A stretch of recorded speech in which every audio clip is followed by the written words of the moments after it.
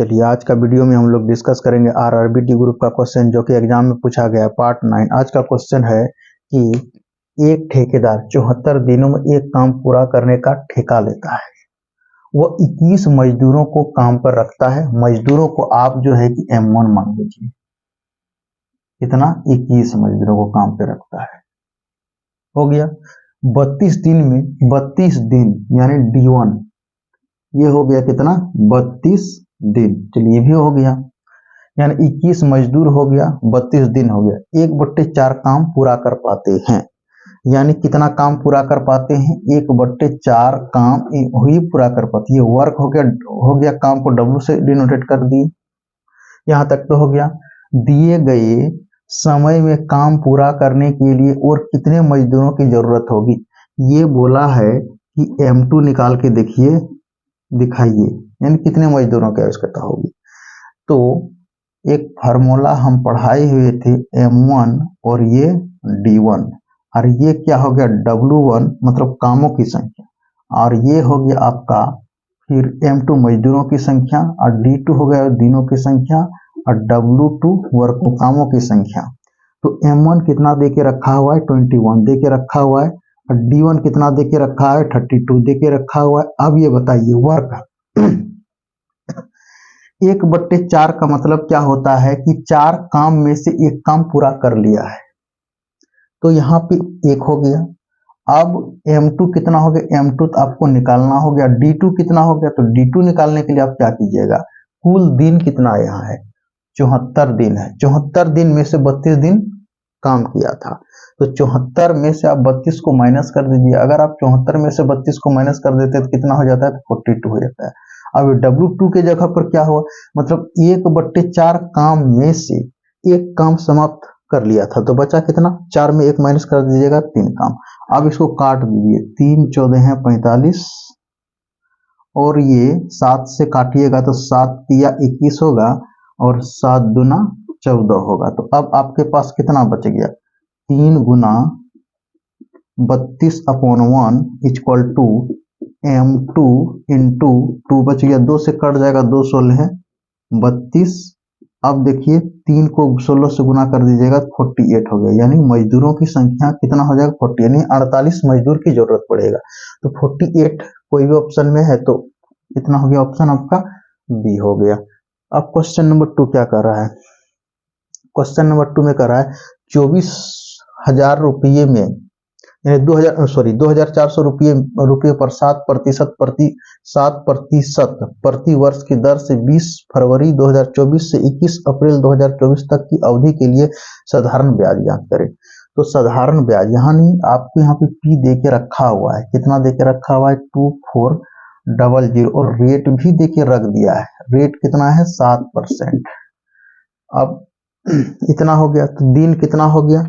यहाँ पे है कि 20 फरवरी 2024 से 21 अप्रैल 2024, यानी लीप ईयर, यानी फरवरी मार्च अप्रैल, यानी कितना होगा? 30 गुना 60 61, यानी 61 दिन का। 61 दिन का आप ईयर में चेंज कीजिए। 61 दिन को आपको ईयर में चेंज कीजिएगा तो कितना होगा? 1/6 भाग। अब साधारण ब्याज का आपका फॉर्मूला पता है, SI इक्वल टू कितना होता है? P into R into T/100 होता है। तो P कितना हो गया? तो आप कहिएगा कि P 2,400 रुपया P हो गया, इंटू रेट कितना? 7% हो गया, टाइम कितना? 1/6 दे के रखा है, यानी ये तो प्रतिशत में 100 हो गया, और यहाँ पे आपका 6 हो गया। 00 कैंसिल आउट हो गया, तो 6 चौके 24 हो गया, कट गया। अब कितना बचा आपके पास? 4 गुनी 7 बचा, यानी क्या? 4 गुनी 7 बचा तो 28, यानी 28% कोई भी ऑप्शन में पे है 28, ये आपका हो गया 28,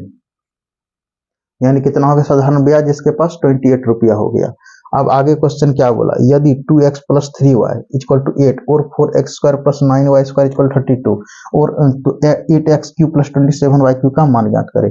हम इस टाइप का क्वेश्चन कई वीडियो में पढ़ा चुके हैं कि अगर 2x + 3y का मान दिया हुआ रहेगा और इसी का स्क्वायर, जैसे 2x का स्क्वायर 4x² और 3 का स्क्वायर y² 9y² दिया हुआ है, और इनका क्यूब दिया हुआ रहे, जैसे कि 2x का क्यूब कितना हो गया? 8x³ और 3y का क्यूब कितना होगा? 27y Q का मान अगर आपको निकालना हो तो कैसे निकालिएगा, यानी आप इनको पकड़िएगा और ऑप्शन को ढूंढिएगा कि कौन सा ऑप्शन 8 से डिवाइड हो जाएगा, जो ऑप्शन 8 से डिवाइड हो जाएगा वही होगा आपका आंसर।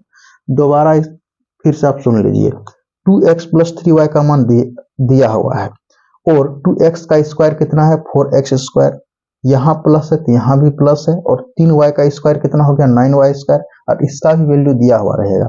और आपसे पूछिए कि 2x का क्यू कितना 8x का क्यू और 3y का क्यू कितना 27y का क्यू का मान कितना होगा, तब आप जो है कि 2x + 3y का वैल्यू जो दिया हुआ रहेगा, यानी उससे आप ऑप्शन पे डिवाइड करके देखिएगा, जो ऑप्शन डिवाइड हो जाएगा वही होगा आपका आंसर।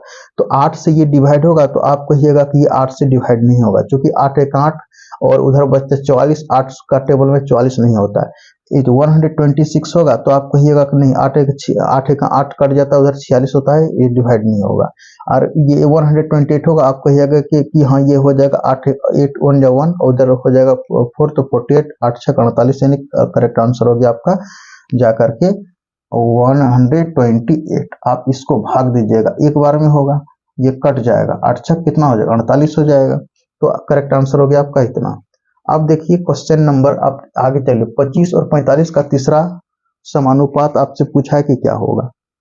तो समानुपात आप पढ़ेंगे, तीसरा समानुपात बराबर क्या हो जाएगा, थर्ड समानुपात, यानी थर्ड समानुपात बराबर पड़ेगा 45 का स्क्वायर, यानी 45 का स्क्वायर अपॉन कितना हो जाएगा 25 हो जाएगा।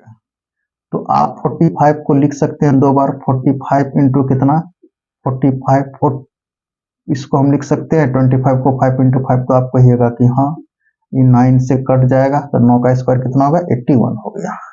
ये क्लियर हो गया। अब आगे इनका बोला है 3/40 कोमा और 1/20 का प्रतिशत कितना होगा। आप इसको काट सकते हैं, 20 दूना 40, तो आप कहिएगा हाँ ये कितना हो गया 3/2। अब 3/2 को परसेंट निकालने के लिए 100 से डिवाइड कर दे, 100 से मल्टीप्लाई करने में 50 बार में कट जाएगा, तो 50 से कितना हो जाएगा 150% हो गया। तो 150% कोई भी ऑप्शन पे है, आपका 150% इसमें है और इसका आंसर 81 निकला, ये हो गया।